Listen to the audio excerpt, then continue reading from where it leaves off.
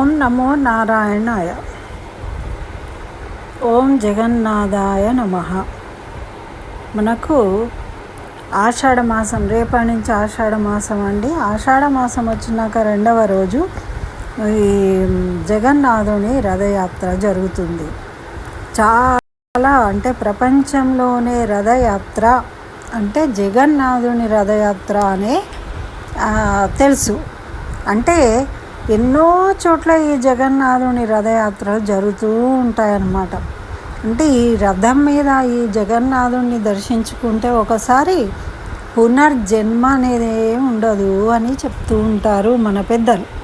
మరి అంతటి విశేషమైన ఈ జగన్నాథుని రథయాత్ర ఎంతమంది దర్శించుకోగలము, దర్శించుకోలేమో మన జీవితంలో తెలియదు.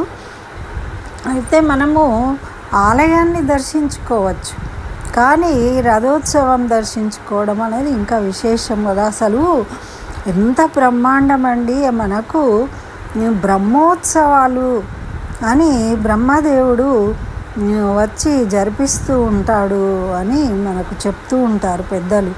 తిరుపతిలో కానీ శ్రీరంగంలో ప్రతి కోవెల్లో ఉత్సవాలు అంటే వార్షిక ఉత్సవాలు జరిగినప్పుడు వాటిని బ్రహ్మోత్సవాలు అంటారు. అయితే ఆ సృష్టికర్త అయిన బ్రహ్మదేవుడు తన కర్తవ్యం శ్రీమన్నారాయణుడికి ఉత్సవాలను నిర్వహించడము, వాటిని సక్రమంగా ముందుండి జరిపించడము, అడ్మినిస్ట్రేషన్ అన్నమాట.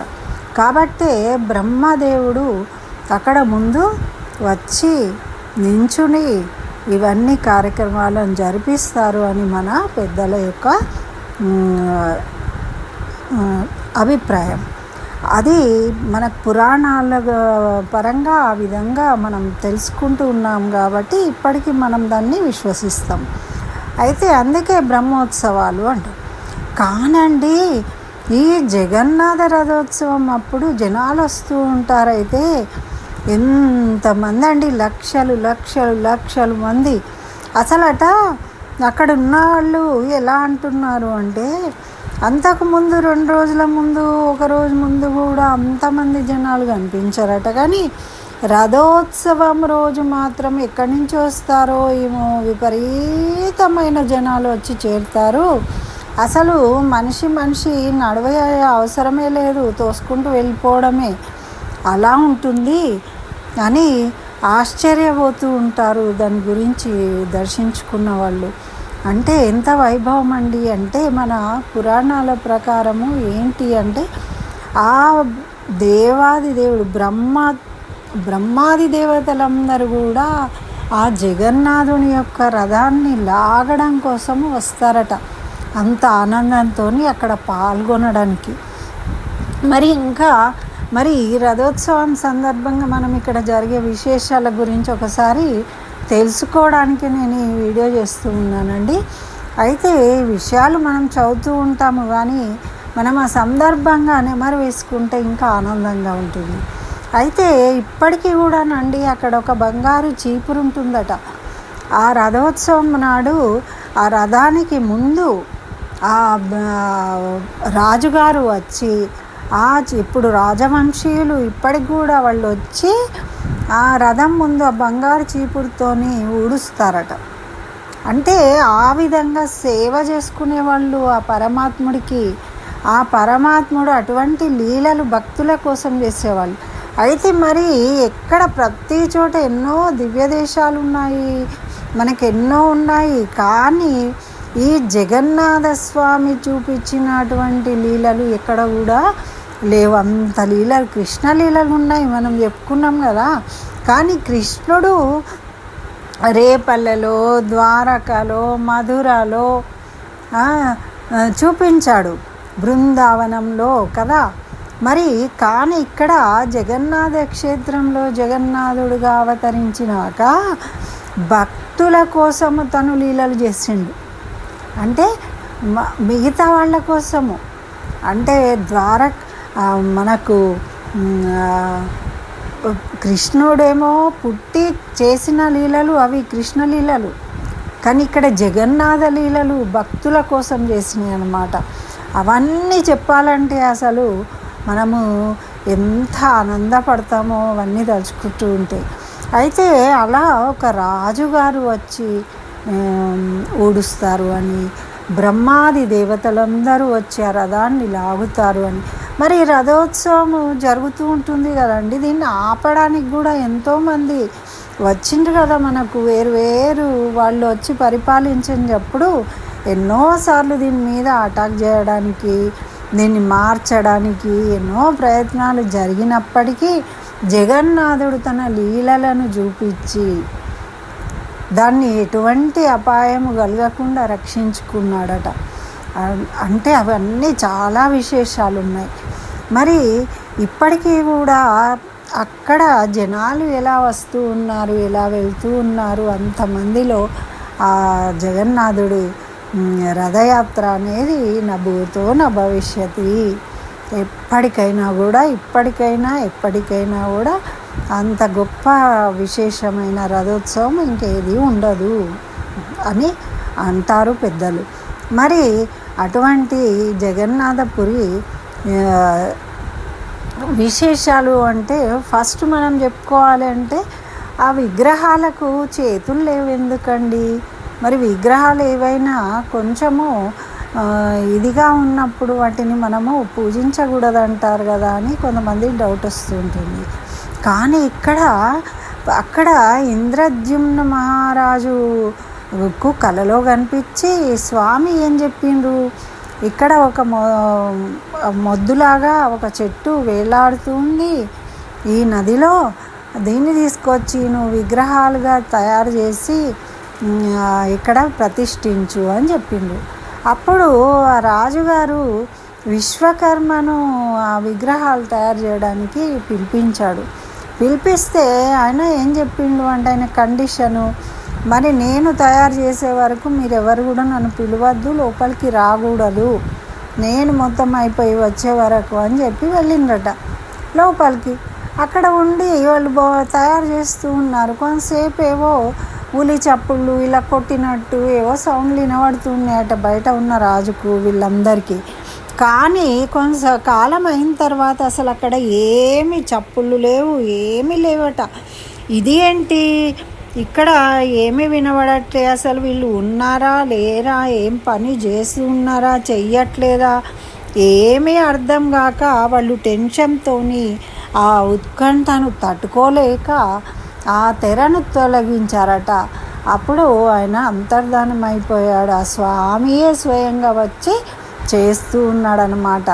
మరి అప్పుడు అవి అసంపూర్ణంగా మిగిలిపోయినాయి. కానీ నాన్నకి ఏమన్నారంటే ఆ జగన్నాథ స్వామికి అనుగ్రహించడం కాదు, ముందు ఎవరైనా వెళ్ళి కౌగిలించుకునేవాళ్ళట ఆ జగన్నాథ స్వామి విగ్రహాన్ని. అంటే అంత భక్త సులభంగా ఉండడం కోసము ఈ కలియుగంలో వెలిసిండనమాట. అయితే బ్రహ్మగారు తపస్సు చేశారు అక్కడ. దేనికోసము అంటే ఈ జగన్నాథ స్వామిని అతి సులభంగా భక్తులను అనుగ్రహించే విధంగా నువ్వు ఇక్కడ ప్రత్యక్షం కావాలి, ఉండాలి అని కోరుకున్నారట. అందుకని బ్రహ్మగారి కోరిక నెరవేరుస్తా అన్నారట. ఆ విధంగా ఇక్కడ జగన్నాథ స్వామిగా బలభద్రుడు, సుభద్ర. మరి ముగ్గురు ఎందుకున్నారండి? ఒక జగన్నాథ స్వామి ఉండొచ్చు కదా, మరి వీరి కళ్ళు ఎందుకండి ఇంత పెద్దగా, ఇట్లా మామూలుగా వేరే విగ్రహాల్లాగా ఉండొచ్చు కదా అని అనుకుంటూ ఉంటాం కదా మనము. దానికి కూడా ఒక కథ ఉందండి. ఏంటంటే ఈ ద్వారకాలో కృష్ణయ్య పెళ్ళిళ్ళు చేసుకున్నాడు కదా 8 మంది మహారాణులు. అయితే వీళ్ళందరూ కూడా ఎప్పుడు కృష్ణయ్యకి బృందావనం వెళ్ళాలి అనే కోరిక. బృందావనం అని ఒక మాట వినబడితే చాలు ఎంతో సంతోషంగా అక్కడికి వెళ్ళాలి, వాళ్ళని చూడాలి, వాళ్ళతో మాట్లాడాలి అని ఉత్సాహపడుతూ ఉండేదట. వీళ్ళందరికీ ఒకళ్ళదొకళ్ళు అనుకున్నారట, ఇదేంటి స్వామి మనం ఇంతమంది ఉన్నాము ఇవన్నీ చేస్తున్నా కూడా ఎప్పుడు ఆ బృందావనం అని దాని గురించి ఆలోచిస్తే అసలు అక్కడ ఏముంది అంతగానం అంటే వీళ్ళు ఎవరు చూడలే కదా, వీళ్ళు ద్వారకాలో ఉన్నారు కదా. అయితే మరి అసలు అక్కడ స్వామికి అంత ఆనందించదగ్గ విషయం ఏముండే వాళ్ళు గోపికలు ఎలా ఉండే, ఏం చేసేవాళ్ళు, అవన్నీ తెలుసుకోవాలి అని కోరిక కలిగిందట. ఎవరికైనా దాని మీద ఇంట్రెస్ట్ ఉన్నది అంటే ఎందుకు ఉంది అని తెలుసుకోవాలనిపిస్తుంది కదా. ఆ విధంగా ఈ రాణులందరూ కూడా ముచ్చట పెట్టుకొని అరే మనం తెలుసుకుందాము అనుకున్నారట. అనుకొని వీళ్ళు అందరూ కలిసి ఆ గోపికల దగ్గరికి వెళ్ళిండట. వాళ్ళను కూర్చోబెట్టుకొని అడిగారట, ఏంటి అసలు ఇక్కడ స్వామి ఏం చేసిండ్రు, మీరు ఏం చేసిండ్రు, ఇంత ఆకర్షణ ఏముంది అని వాళ్ళు అడుగుతూ ఉంటే, మరి మేము చెప్తాము సరే అన్నారట. అయితే మరి రాణులు ఏం ఆలోచించిందట అంటే, మరి కృష్ణయ్య బలభద్రుడు కనుక ఇక్కడికి వచ్చిండ్రు అంటే అమ్మో ఇక్కడే ఉంటానంటారు, వీళ్ళ ముచ్చట్లు వినిగా అందుకని వెళ్ళడానికి వీలు కాదు, మరి వాళ్ళు రాకముందు వాళ్ళు వస్తే చెప్పమ్మా అని ఏం చేసిండట, చిన్నపిల్ల అని సుభద్రను ఆ బయట ఉంచారట కాపులా. వాళ్ళు వస్తే కనుక మాకు తెలియజేయి, అంటే ఈ ముచ్చట మాట్లాడడం మానేయాలి అని, కృష్ణయ్య ముందు వినకూడదు అని వీళ్ళు మళ్ళీ వీళ్ళు కూడా వింటున్నారు అనుకుంటాడు కదా. అట్లా కృష్ణయ్యకు తెలియకుండా విందాం అనుకున్నారట వాళ్ళు. అయితే ఈ సుభద్ర పాపము బయట నించుందట, కానీ ఆమెకు కూడా వినాలనిపిస్తుంది కదా, మరి అటు ఇటు చూస్తూ వింటూ ఉందట. అయితే ఈ విధంగా కొంతసేపటికి ఇక వాళ్ళు తన్మయత్వంతో ఆ ముచ్చట్లో మునిగిపోయారట. వాళ్ళ ఆటలు పాటలు, కృష్ణయ్య లీలలు అన్నీ, పూతన సంహారం దగ్గర నుంచి అన్నీ చెప్తూ ఉన్నారట అక్కడ గోపికలు అందరూ. అవన్నీ చెప్తూ ఉంటే వాళ్ళందరూ తన్మయత్వంలో ఈ లోకాన్ని మర్చిపోయి పరవశంలో ఉన్నారట వాళ్ళు. ఇక బయట ఉన్న సుభద్ర పాపం ఏం చేస్తుంది, ఈమె చూసి చూసి చూసి ఇక ఈమె వింటూ ఇక వాళ్ళు రావట్లేదు ఇప్పుడు అని చెప్పేసి పూర్తిగా ఆమె మనసు కూడా ఇక్కడికే లగ్నం చేసేసిందట. వీళ్ళ ముచ్చట్లే దాంట్లోనే మునిగిపోయిందట. అప్పుడు అలా మునిగిన వెంటనే అప్పుడే కృష్ణయ్య బలభద్రుడు వచ్చిండ్రట. అయితే వీళ్ళు చూసిండ్రు, అందరూ వింటున్నారా, ఏమో వింటున్నారు, వీళ్ళు ఏం చేస్తున్నారు ఇక్కడ అని అక్కడే కూర్చున్నారట. కృష్ణయ్య ఉన్ను బలభద్రుడు కూడా సుభద్ర దగ్గర కూర్చొని వింటూ ఉన్నారట వాళ్ళు కూడా. అలా వింటూ ఉంటే ఇంకేముందండి, ఆ బృందావనము గోపికల ముచ్చట్లు అవన్నీ విని విని విని వాళ్ళు కూడా ముచ్చట్లు వినడంలో లీనమైపోయిందట. అట్లా వినడం వల్ల కృష్ణయ్య పరిపూర్ణమైన ఆనందంతో కళ్ళు పెద్దవి చేసుకున్నారట. అట్లా పెద్దవి చేసుకునేసరికి రౌండ్గా పెద్దగా అయిపోయినాయట. తన గురించిన ఆనందమైన విషయాలు మళ్ళీ మళ్ళీ వినడం వల్ల ఎంతో సంతోషంతో ఉబ్బిపోయారట కృష్ణస్వామి. అట్లా ఈ బలభద్రుడు సుభద్ర కూడా ఎంత లీనమైపోయి వింటూ ఉన్నారట. ఆ సమయంలోనే నారదుల వారు వచ్చిందట. ఇదేంటి ఎవరు చప్పుడు లేదు, రాణులు ఎవరు కనబడుతులేరు అని వారు వచ్చి చూసి ఈ బలభద్రుడు ఈ సుభద్ర మరి ఇక్కడ కృష్ణయ్య జగన్నాథుడు ముగ్గురు కూర్చొని కనబడ్డారట. వాళ్ళ ఆనందం, వాళ్ళ సౌందర్యాన్ని, వాళ్ళను చూడగానే చాలా ఆనందపడిపోయిందట. వెంటనే నమస్కరించి, మీరు జగన్నాథులు, మీరు ఈ విధంగానే మాకు దర్శనం ఇవ్వాలి, ఇట్లానే మీరు అని చెప్పి కోరుకున్నాడట. అప్పుడు ఆ జగన్నాథుడు సరే నీ కోరిక ప్రకారం నెరవేరుతుంది, ఆ విధంగానే నేను దర్శనం ఇస్తాను అని చెప్పిండట. అందుకని ఆ కళ్ళు అంత పెద్దగా అలా ఇట్లా ఎంతోమంది కోసము, భక్తుల కోసము, వాళ్ళ కోరికల కోసము జగన్నాథ స్వామిగా అక్కడ అవతరించిండ్రు. ఇట్లా వాళ్ళ కోరికలు నెరవేర్చడం కోసమే. అక్కడ ఎటువంటి నియమాలు లేవండి, మంచిగా భోజనాలు. అంటే అసలు శ్రీ మహావిష్ణువు శ్రీరంగంలో పడుకుంటారట, మేల్కోటేలో పొద్దున్నే లేస్తారట. మరి ఈ జగన్నాథపురిలో చక్కగా భోజనం చేస్తారట, తనకి ఇష్టం. మరి తిరుపతిలోనేమో అలంకరించుకుంటారట, పూల మంటపం కదా అది, అందుకని అక్కడ చక్కగా అలంకరించుకుంటారట తనకిష్టంగా ఆ పూలతోని. ఈ విధంగా వీరు ఈ జగన్నాథ స్వామిగా అవతరించారన్నమాట. మరి జగన్నాథ స్వామికి ఎంత చెప్పినా కష్టమేనండి, మనము తట్టుకోలేము. ఇంకా చెప్తూ ఉంటే వింటూ ఉండాలనిపిస్తూనే ఉంటుంది అన్ని విశేషాలు. మరి ఇంకా విశేషం ఏంటి అంటే, ఈ గుడిలో మనకు కనిపించేది చక్కగా పైన సుదర్శన చక్రం అండి. ఆ చక్రం అనేది చాలా విశేషం, అంత పెద్ద చక్రము అదట. ఎక్కడి నుంచి ఎవరు చూసినా కూడా వాళ్ళకి ఎదురుగుండా ఉన్నట్టు అనిపిస్తూ ఉంటుందట అండి. ఇంత విశేషం అండి. అయితే మనకు శిఖరాన్ని దర్శించుకున్న ఆ భగవంతుని దర్శించుకున్న ఫలితం పొందుతాము అని మనకు పెద్దలు చెప్తూ ఉంటారు. మరి ఈ సుదర్శన చక్రాన్ని దర్శించుకున్నంత మాత్రాన్నే మన పాపాలన్నీ తొలగిపోతాయట అండి.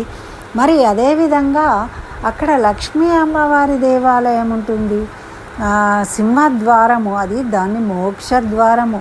మరి జగన్నాథుడు రథయాత్రకు బయటకు రావాలన్నా, లోపలికి తన ఇంటిలోకి వెళ్ళాలన్నా కూడా ఆ లక్ష్మీ అమ్మవారి ఆ గృహం ముందు నుండే వెళ్ళాలి, రావాలి. ఎందుకంటే ఆమెకు మాట ఇచ్చాడు, ఆమెదే పెత్తనం అక్కడ లక్ష్మీ అమ్మవారిది. అందుకే శ్రీపురం దానికి పేరు.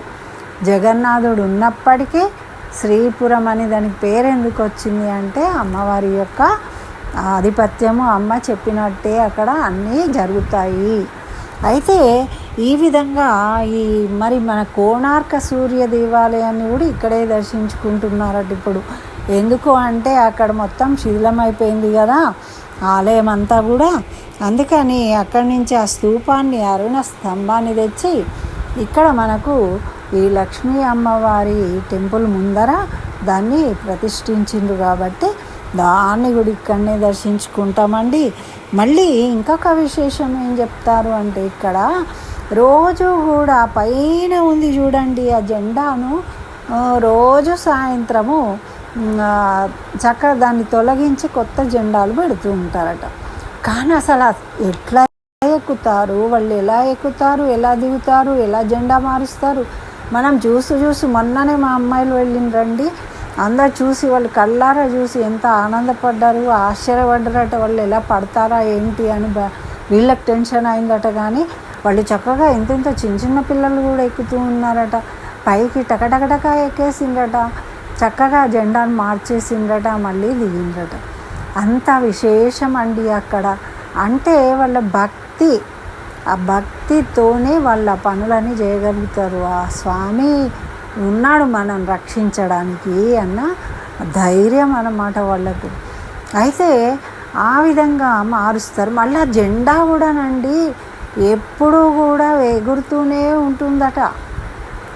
అది ఇలా పడిపోయి ఉండడము, గాలి లేకుంటే అట్లా ఉండదంట, ఎప్పుడు ఎగురుతూనే ఉంటుందట. మళ్ళీ ఇంకొక విశేషం ఏం చెప్తారంటే, ఈ గుడి నీడ ఏ టైంలో కూడా, గుడి నీడ అనేది ఏ పక్కకు కూడా పడదట. ఎక్కడో ఒక చోట ఒక సమయంలో అన్నా సూర్యోదయానికి అయిన తర్వాత ఉదయమో లేకుంటే మధ్యాహ్నమో ఎప్పుడో ఒకసారి మనకు ఏదైనా ఒకటి ఉంది అంటే దాని యొక్క నీడ పడుతూ ఉంటుంది. కానీ అట్లా ఎటు పక్క కూడా నీడ పడకుండా ఉంటుందట. కొంతమంది కావాలని పరీక్షలు కూడా చేసిందట.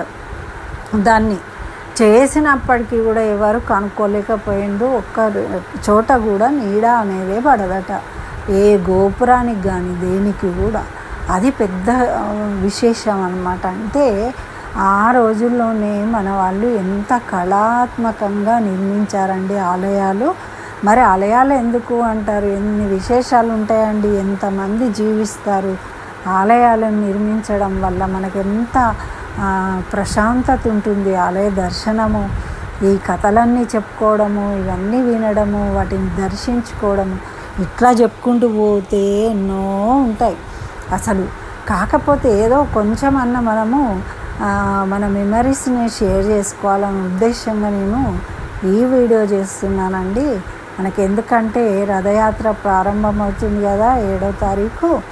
మరి అందుకని మనం ముందుగా దీన్ని ఒకసారి నెమరు వేసుకొని ఆ రథయాత్రను మనము టీవీల ద్వారాను యూట్యూబ్లోను ఎక్కడో దర్శించుకొని చక్కగా ఆనందిస్తాం కదా. ఆ సమయంలో ఇవన్నీ మళ్ళీ గుర్తు చేసుకుంటామని ఉద్దేశంగా నేను ఏవో కొన్ని అలా చెప్పాలి, షేర్ చేయాలని చేశానండి. నచ్చితే లైక్ చేయండి. ఇంకా నా ఛానల్ సబ్స్క్రైబ్ చేయకుంటే సబ్స్క్రైబ్ చేయండి. స్వస్తి. జై శ్రీమన్నారాయణ. సర్వం శ్రీకృష్ణ చరణారవిందార్పణం.